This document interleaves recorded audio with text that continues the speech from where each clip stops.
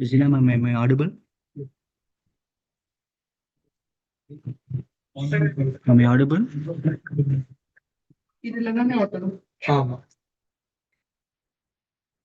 Zina ma'am.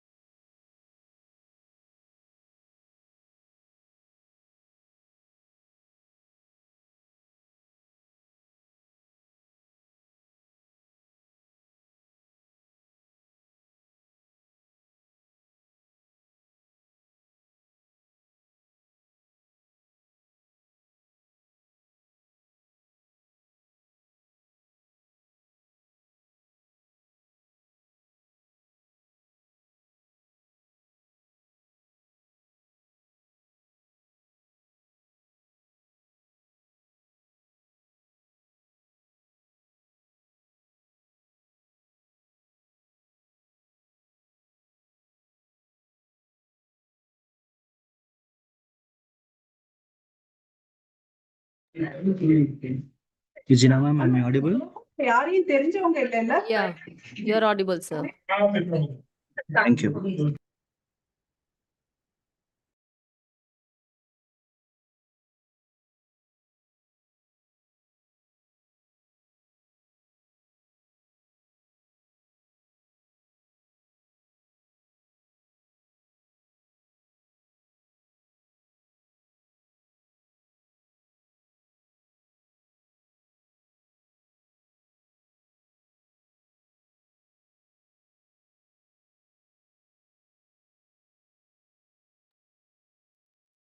Shall I start the session, sir?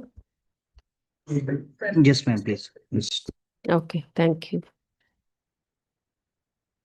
Yes, good evening, प्यारे बच्चों. So we have done with the chapter Nature's Treasure. And today we are going to discuss some more comprehensive questions, book back exercises. So get ready for that. तो जितने भी questions हैं short answer type, long answer type, essay type question answers, ये सभी आज हम discuss करेंगे. और इस क्लास के लास्ट में हम एमसीक्यू भी करेंगे जिसमें आपके लिए 10 क्वेश्चंस होंगे. ओके बच्चे, तो चलिए हम स्टार्ट करते हैं. तो देखते हैं, हमने पिछले क्लास में कुछ 3 to 4 क्वेश्चंस को जो है डिस्कस कर लिए थे. तो बाकी क्वेश्चंस को भी आज हम डिस्कस कर रहे हैं. तो हमारा 5वां क्वेश्चन जो था, 5th क्वेश्चन तो था, वो था explain 2 ways in which human activities pollute the air. Propose one action which can help in reducing air pollution. तो ये है हमारा क्वेश्चन नंबर 5. तो क्या पूछा जा रहा है यहाँ पर कि आपने 2 ऐसे तरीके बताने हैं जिससे कि ह्यूमन एक्टिविटीज के कारण एयर पोल्यूशन हो रहा है. और आपने क्या करना है, we have to propose one action which can help in reducing air pollution. Okay, तो इस तरह से एक क्वेश्चन आता है 2 या 3 मार्क्स का क्वेश्चन. तो आपने कैसे लिखना है इसको? तो कैसे लिखेंगे बेटा हम लोग? सबसे पहले तो पॉइंट वाइज लिख लेते हैं इसको. ओके, नंबर 1 में लिखेंगे डिफॉरेस्टेशन के बारे में. तो deforestation reduces the number of trees that can absorb carbon dioxide, increasing the concentration of greenhouse gases. तो डिफॉरेस्टेशन जो है, जिसमें कि ह्यूमन एक ऐसी एक्टिविटी है जिसमें कि हम ट्रीज को काटते जा रहे हैं. वो ट्रीज जो कार्बन डाइऑक्साइड को एब्जॉर्ब करने की क्षमता रहते हैं और क्या करते हैं बेटा, और it increases the concentration of green house gases, जिससे ग्रीन हाउस गैसेस आजकल बहुत बढ़ रहे हैं, जिससे कि ग्लोबल वार्मिंग भी हो रहा है. अब सेकेंड वन हम लिखेंगे burning fossil fuels in vehicles and factories releases harmful pollutants like carbon monoxide and sulphur dioxide into the air. तो हम जो पेट्रोल, डीजल वगैरह और जो कोल वगैरह जो फॉसिल फ्यूल्स है उसका यूज़ हम लोग कर रहे हैं आजकल, जो गाड़ियों में हम लोग फॉसिल फ्यूल्स का यूज़ कर रहे हैं, उससे क्या हो रहा है कि बहुत ज़्यादा पोल्यूटेंट्स जो है हमारे एनवायरनमेंट में आ रहा है, like carbon monoxide, sulphur dioxide आदि। Now the action to reduce air pollution, हम एयर पोल्यूशन को रिड्यूस करने के लिए क्या क्या एक्शंस ले सकते हैं? Promote the use of public transport and electric vehicles to decrease the number of fossil fuel powered vehicles on the road. तो हम क्या कर सकते हैं बेटा, हम लोग जो है इस तरह के जो गाड़ियां हैं, जैसे कि पब्लिक ट्रांसपोर्ट्स हैं या फिर इलेक्ट्रिक व्हीकल्स हैं, उनका ज़्यादा से ज़्यादा हम लोग यूज़ कर सकते हैं, उसके यूज़ के लिए प्रमोट कर सकते हैं, ताकि हम हर घर में से निकलते हैं, हर घर में 4 सदस्य होता है, हर सदस्य के पास गाड़ी है और हर सदस्य क्या करता है, उस गाड़ी में पेट्रोल या डीजल डलवाता है, जिससे कि बहुत ज़्यादा जो है एयर पोल्यूशन हो रहा है। तो in order to reduce air pollution, we must promote the use of public transport and electric vehicles to decrease the number of fossil fuel powered vehicles on the road. Okay तो इस question का answer आपको मिल गया। हमारा question था explain 2 ways in which human activities pollute air. Propose one action which can help in reducing air pollution.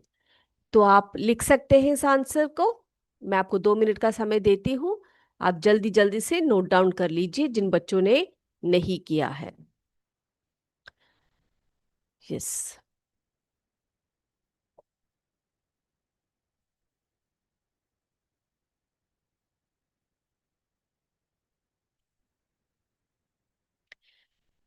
Okay आगे चलते हैं हम अगले क्वेश्चन की तरफ। अगला क्वेश्चन एक छोटा सा क्वेश्चन है, 1 मार्क क्वेश्चन है। वो है what are the 2 most widely used fuels for vehicles? What are the 2 most widely used fuels for vehicles? And we know the 2 most widely used fuels for vehicles are petrol and diesel. Petrol और diesel, ठीक है। 7वां प्रश्न देखिए बेटा, which fossil fuels are obtained from petroleum? तो मैंने आपको पिछली क्लास में बताया था कि पेट्रोलियम से हमें कौन कौन से फॉसिल फ्यूल्स जो है हम निकाल सकते हैं, उसमें से पेट्रोल, डीजल, केरोसिन, ये सभी ऐसे प्रोडक्ट्स हैं जो हम पेट्रोलियम से ऑब्टेन करते हैं। आगे जाते हैं अगले क्वेश्चन पर। अगला क्वेश्चन है आपका, what is the primary use of natural gas? Natural gas का प्राइमरी यूज क्या है? तो कुकिंग में और जनरेटिंग इलेक्ट्रिसिटी, इनका ये जो नेचुरल गैस है इनसे मुख्य रूप से हम कुकिंग के लिए निकालते हैं गैस को और इलेक्ट्रिसिटी को जनरेट करने के लिए। आगे चलते हैं क्वेश्चन नंबर 9 की तरफ। Why is compressed natural gas, जिसको हम CNG के नाम से जानते हैं, considered a cleaner fuel compared to petrol और डीजल? तो CNG जो है जिसको हम कंप्रेस्ड नेचुरल गैस कहते हैं, क्यों उसको पेट्रोल और डीजल से ज्यादा क्लीनर फ्यूल जो है माना जाता है? तो आंसर लिखेंगे हम, CNG is considered a cleaner fuel because it produces fewer pollutants and greenhouse gases when burned.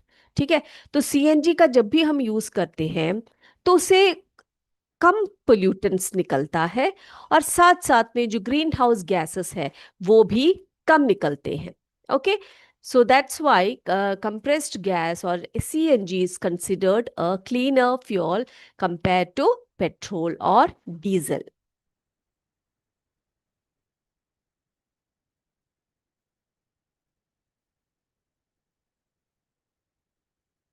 Okay, I hope सबने कर लिया है इसको। आगे चलते हैं। अगला क्वेश्चन है, what is rainwater harvesting and how is it implemented in buildings? What is rainwater harvesting? How is it implemented in buildings? तो बच्चे पूछा गया है हमसे रेन वाटर हार्वेस्टिंग के बारे में। तो आपको पता है हमने रेन वाटर हार्वेस्टिंग के बारे में बहुत ही डिटेल में पढ़ा हुआ है। तो इसके आंसर को हम कैसे लिखेंगे? हम लिखेंगे rain water harvesting is the practice of collecting and storing rain water for later use in buildings. This is often done by setting up systems to capture rainwater from roofs or other surfaces and directly into storage tanks. ठीक है, तो rain water harvesting जो है एक ऐसा practice है जिसमें कि हम रेन वाटर को क्या करते हैं बेटा, स्टोर करते हैं, जो हमारे फ्यूचर यूज के लिए हम लेते हैं। अब बिल्डिंग्स में क्या किया जाता है, ये कहाँ से सेलेक्ट किया जाता है बेटा, सॉरी कलेक्ट किया जाता है? It is often done by setting up systems to capture rain water from roofs और other surfaces and directing it into storage tanks. तो उसको कलेक्ट किया जाता है कैसे? स्टोरेज टैंक में जो है इनको कलेक्ट किया जाता है। And this stored water can be used for various purposes such as irrigation, flushing toilets, or even drinking, depending on the level of treatment it receives. अब बेटा ये जो स्टोर किया हुआ जो रेन वाटर है, इसको बहुत ज़्यादा पर्पस के लिए हम लोग यूज़ करते हैं। जैसे कि हम इसका इरिगेशन पर्पस के लिए यूज़ कर सकते हैं, यानी कि जो हमारे क्रॉप्स वगैरह है उसको इसकी सिंचाई के लिए यूज़ कर सकते हैं, टॉयलेट्स में यूज़ कर सकते हैं, ड्रिंकिंग के लिए भी यूज़ कर सकते हैं।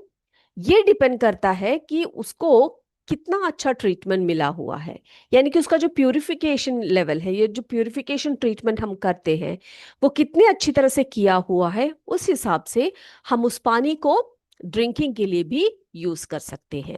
ओके, तो ये क्वेश्चन था आपका, what is rain water harvesting and how is it implemented in buildings.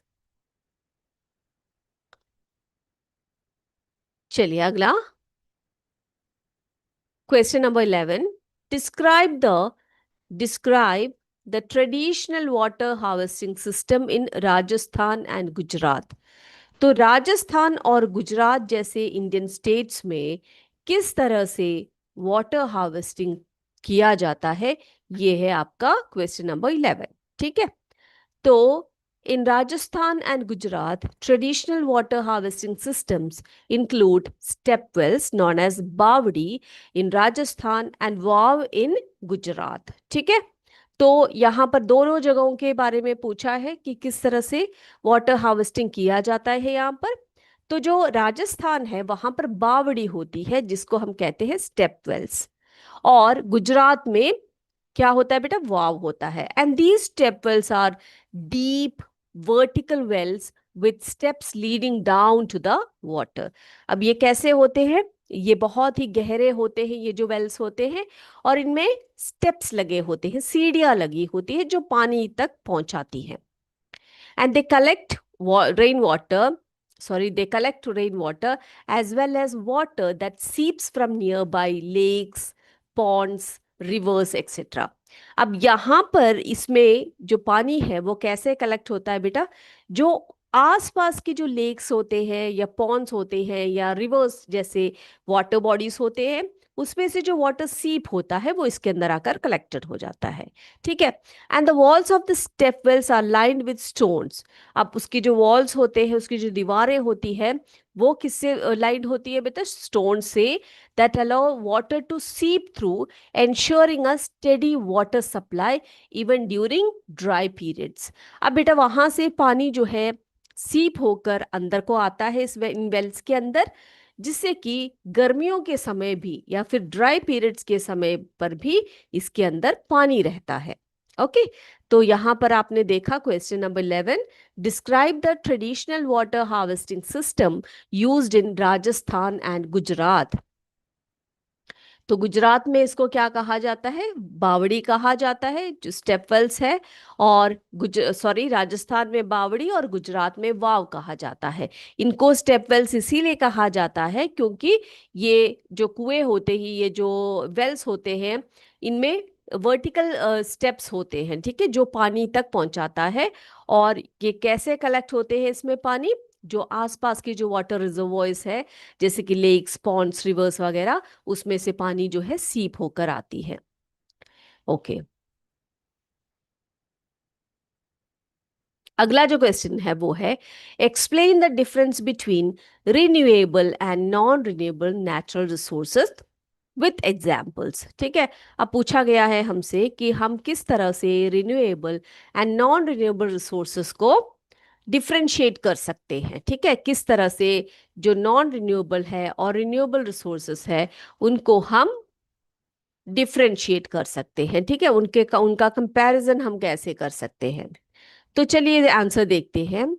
Renewable resources क्या है बच्चों, हमने पढ़ा था कि these are the natural resources that can be replenished और restored through natural processes within a relatively short period of time. ठीक है, तो रिन्यूएबल रिसोर्सेस क्या है बेटा, वो नेचुरल रिसोर्सेस ही है जो कि नेचर में फिर से रिप्लेनिश हो जाता है, रिस्टोर हो जाता है कुछ समय के पश्चात।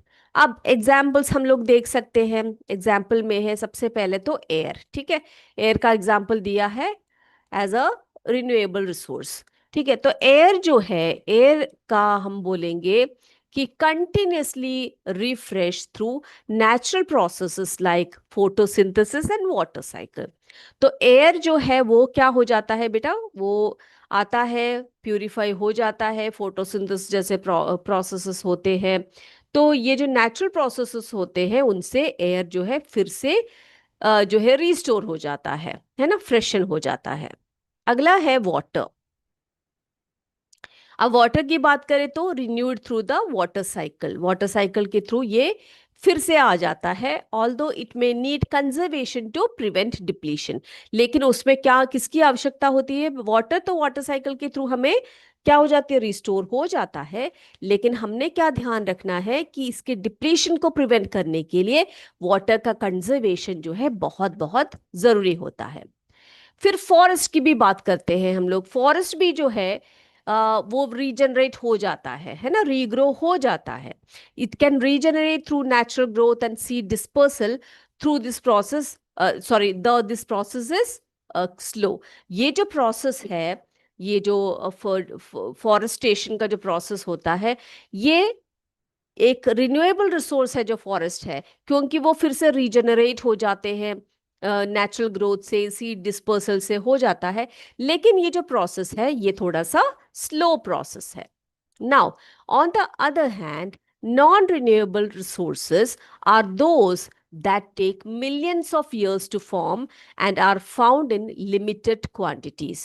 अब आपको पता है कि जो नॉन रिन्यूएबल रिसोर्सेस है उनकी क्या स्पेशलिटी होती है, उनके फीचर्स क्या होते हैं बेटा, कि वो बनने में मिलियंस ऑफ ईयर्स लग जाते हैं, thousands and millions of years लग जाते हैं। और जब होता भी है तो उसमें एक लिमिटेड क्वांटिटी होती है उनकी, है ना। They cannot be replenished within a human life span once exhausted. तो हमारे मनुष्य का एक लाइफ स्पैन में कभी भी एक जो नॉन रिन्यूएबल रिसोर्स है वो खत्म हो गया, सोच लीजिए, वो कभी भी हमारा जो लाइफ है, हमारा जो लाइफ स्पैन है मनुष्य का, उसमें कभी भी वो रिस्टोर या रिप्लेनिश नहीं हो सकता। ओके, तो उसके एग्जाम्पल्स हमने पढ़े हुए हैं बेटा, फिर भी आपको बता देते हैं। जो कोल है ना, कोल, कोल जो है ये एक नॉन रिन्यूएबल रिसोर्स है। It is formed over millions of years from ancient plant material use primarily for electricity generation. और ये जो है प्लांट मटेरियल से या डीकेड एनिमल मटेरियल से बनता है, बहुत बहुत वर्षों पहले बने हुए थे जो आज हम यूज कर रहे हैं। ओके, और ये ज्यादातर हम लोग यूज करते हैं इलेक्ट्रिसिटी जनरेशन के लिए, और कई जगहों पर इसको कुकिंग फ्यूल के रूप में भी लिया जाता है। फिर है पेट्रोलियम। तो पेट्रोलियम की हम बात करते हैं। This includes oil and natural gas which are formed from ancient marine organisms and are used for fuel and various other products. तो बच्चे पेट्रोलियम की, जैसे कोल की हमने बात की, जो dead and DK of plants and animals से मिलियंस ऑफ ईयर्स के बाद बनता है। पेट्रोलियम जो है वो हम कहाँ से पाते हैं? मराइन एरिया से प्राप्त करते हैं।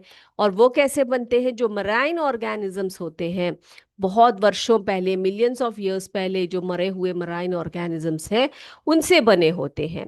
And are used for fuel and various other products. ठीक है। अगला है मिनरल्स एंड रॉक्स। तो मिनरल्स एंड रॉक्स की अगर बात करें तो these resources are extracted for construction and manufacturing but cannot be replenished quickly। ठीक है। तो मिनरल्स और रॉक्स भी जो है नॉन रिन्यूएबल रिसोर्सेस है, जो हम बहुत सारे कंस्ट्रक्शन के लिए, बहुत सारी चीज़ों का के मैन्युफैक्चरिंग के लिए करते हैं, लेकिन ये भी जल्दी से रिप्लेनिश नहीं होते हैं। Okay, yes. अब देखिए बेटा, ये जो लॉन्ग आंसर टाइप क्वेश्चन है, इसका जो लास्ट क्वेश्चन है वो इस तरह से है। तो हमने अभी डिस्कस किया था क्वेश्चन नंबर 15, है ना। अभी हम बात करते हैं क्वेश्चन नंबर 16 की बात करते हैं। तो 16 क्वेश्चन जो है वो बोल रहे हैं, उसमें बोला जा रहा है कि discuss the importance of conserving natural resources and suggest practical ways to conserve both renewable and non renewable resources. तो इससे पहले जो क्वेश्चन हमने पढ़ा था उसी का एक सेकंड पार्ट इसको बोल लीजिए आप, क्योंकि यहाँ पर क्या बोला गया है आपसे कि जो renewable and non renewable resources है उसको कंजर्व करने के लिए हमने क्या करना है। ठीक है, उसका इंपॉर्टेंस क्या है। तो यहाँ पर बोला है conserving natural resources is crucial for maintaining ecological balance, ensuring sustainable development and preserving the environment for future generations. Overuse or depletion of resources can lead to environmental degradation, loss of biodiversity and scarcity of essential resources। तो इसका अगर हम ठीक से उपयोग नहीं करेंगे तो क्या क्या हो सकता है? एनवायरमेंटल डिग्रेडेशन होगा, बायोडाइवर्सिटी नष्ट हो जाएगी, और जितने भी हमारे एसेंशियल रिसोर्सेस है उसकी स्कैरसिटी आ जाएगी, है ना। तो प्रैक्टिकल वे क्या है बेटा इसका? एक तो वाटर कंजर्वेशन है, दूसरा फॉरेस्ट कंजर्वेशन है, तीसरा एनर्जी कंजर्वेशन है। तो इन तीनों को आपने याद रखना है। और क्या? Water conservation, forest conservation, energy conservation. इसके बारे में अगले क्लास में थोड़ी सी और डिटेल में हम बात भी करेंगे। ठीक है, चलिए अब हम देखते हैं एक और एक्टिविटी, उसके बाद आज का एमसीक्यू हम स्टार्ट करेंगे। चलिए अगला एक्टिविटी जो है वो है हमारा फिल इन द ब्लैंक्स। ठीक है, तो waste from homes and industries pollute. आपने बताना है जो इंडस्ट्रियल वेस्ट है और जो हाउस होल्ड वेस्ट है, ये सब क्या करते हैं बेटा? किसको पोल्यूट करते हैं सबसे ज्यादा? बता सकते हैं आप लोग? Very good. ये जो है वाटर रिसोर्सेस को, है ना, वाटर रिसोर्सेस। ठीक है, वाटर रिसोर्सेस। चलिए अगला क्वेश्चन देखते हैं, अगला जो है स्टेटमेंट देखते हैं, क्या है वो? Dash is not fit for domestic agriculture and industrial use. तो डोमेस्टिक यूज के लिए, एग्रीकल्चर यूज के लिए, इंडस्ट्रियल यूज के लिए जो यूज नहीं कर सकते वो है, हमने पानी के बारे में जब पढ़ा था तो हमने पढ़ा था सलाइन वाटर, है ना। जो नमक का पानी होता है, जो सी वाटर होता है, उसको हम लोग क्या नहीं करते बेटा? It is not fit for domestic agriculture and industrial use. Okay, very good. अब अगला देखते हैं हम लोग। Coal, wood and dung cakes were used as. जो कोल है, डंग काउ डंग है, और जो वुड है, वो किसके लिए यूज किया जाता था? तो हमें पता है पहले के काल में इसको कुकिंग फ्यूल्स के कुकिंग फ्यूल्स के रूप में जो है यूज किया जाता था, है ना, cooking fuels. Okay, let's submit the answer, that's a correct answer. चलिए अगला क्वेश्चन देखते हैं। अगला क्या है? When fossil fuels are burned dash and dash are produced. क्या क्या प्रोड्यूस होता है बेटा? उससे स्मोक प्रोड्यूस होता है सबसे पहले, है ना, स्मोक। और क्या प्रोड्यूस होता है? Smoke and carbon dioxide, smoke and carbon dioxide, है ना।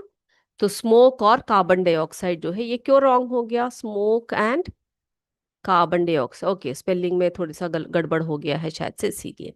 Water covers about dash of earth surface, water covers about dash of earth surface, कितना कवर करता है बेटा?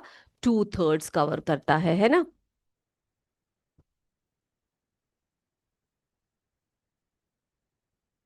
2/3, ठीक है। तो पानी जो है कितना कवर करता है अर्थ के सरफेस को? 2/3 कवर जो है, भाग जो है वो कवर कर देता है। Okay, dash are natural agents that help in turning and loosening the soil.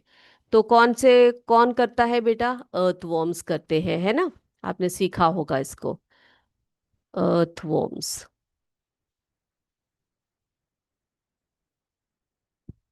ठीक है, ये भी हो गया हमारा। चलिए, हमने कंप्लीट कर लिया। अब बेटा आपका समय हो चुका है एमसीक्यू का, तो हम जाते हैं सीधे एमसीक्यू की तरफ। देखते हैं आज हमारे पास क्या क्या क्वेश्चंस है, और आप ध्यान से क्वेश्चन को पढ़िए, ऑप्शंस को पढ़िए और करिए। Now the first question is, which of the following is a natural resource? Air, I am sorry, plastic, air, glass, paper. Which of the following is a natural resource? चलिए आगे जाते हैं दूसरे प्रश्न पर। Which gas do we get from trees and help us to breathe? ठीक है, carbon dioxide, nitrogen, hydrogen, oxygen. Which of these is a non-renewable resource? Which of these is a non-renewable resource? Sunlight, air, coal, rain.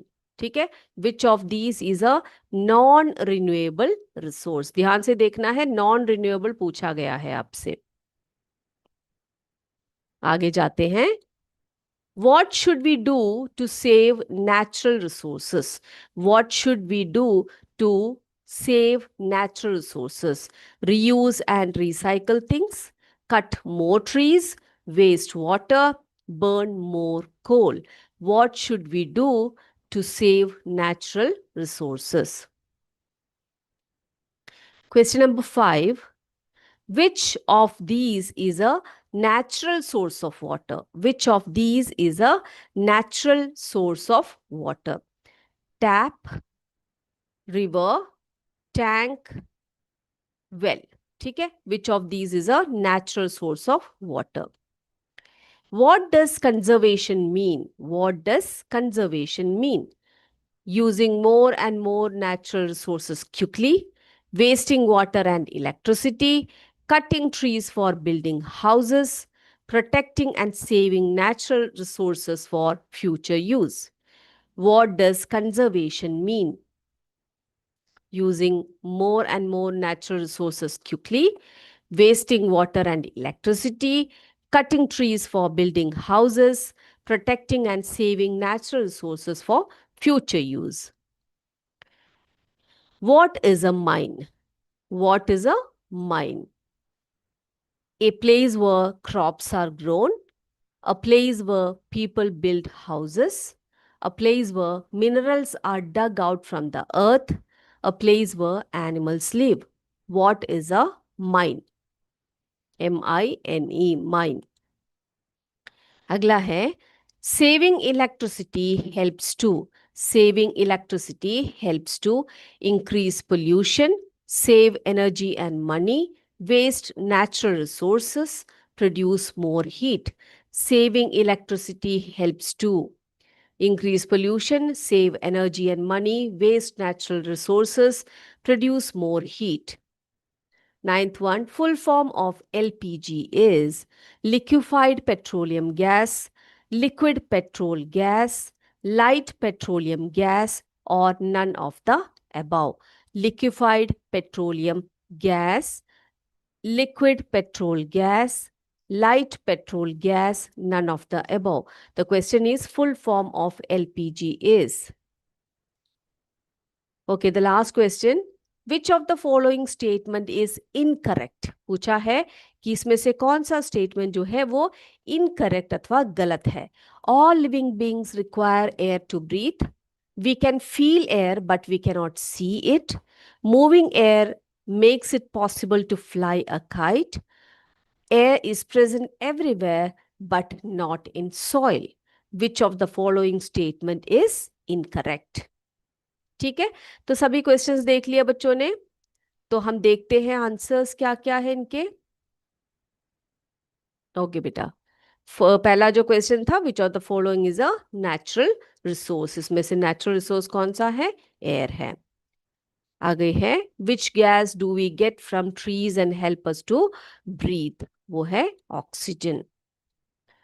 Next one, which of these is a non renewable resource, इसमें से non renewable पूछा है बेटा, तो आपका answer होगा कोल। ठीक है, नॉन रिन्यूएबल है, जो दोबारा रिस्टोर नहीं हो सकता या रिन्यू नहीं हो सकता। Okay, what should we do to save natural resource, क्या करना चाहिए हमें, reuse and recycle things. Okay, अगला, which of these is a natural source of water, well, well है, नेचुरल रिसोर्स जो है वो रिवर है। ठीक है, चलिए अगले, what does conservation mean, conservation means using more and more natural resources quickly, wasting water and electricity, protecting and saving natural resources for future use, cutting trees for building houses। तो conservation का मतलब क्या है बेटा, protecting and saving natural resources for future use। ठीक है, आगे seventh one, what is a mine, mine किसको कहते हैं बेटा, a place where minerals are dug out from the earth, यानी कि भूमि से जो हम मिनरल्स को, खनिजों को निकालते हैं, उस जगह को हम माइन कहते हैं। अगला देखिए, saving electricity helps to, save electricity जो है उसको सेव करने से हम क्या करते हैं बेटा, we save our energy and money. Then ninth one, full form of LPG, LPG का फुल फॉर्म क्या है, उसका फुल फॉर्म है liquefied petroleum gas, full form of LPG is liquefied petroleum gas. Then tenth one, which of the following statement is incorrect पूछा है, all living beings require air to breathe, okay, we can feel air but we cannot see it, moving air makes possible to fly a kite, ये तीनों जो है सही है, इसमें से जो इनकरेक्ट है वो है air is present everywhere but not in soil. ठीक है, तो ये गलत है क्योंकि सॉइल में भी जो है एयर होता है। ओके बेटा, तो आई होप सबने जो है अपने आंसर्स जो है कर लिए होंगे करेक्ट। यस, तो आज के लिए बस इतना ही, अगले क्लास में आपसे फिर मिलेंगे, तब तक जय विद्याशक्ति, जय हिंद, जय भारत, धन्यवाद। Thank you sir. Cancel it. Thank you, Sony ma'am. Cancel it.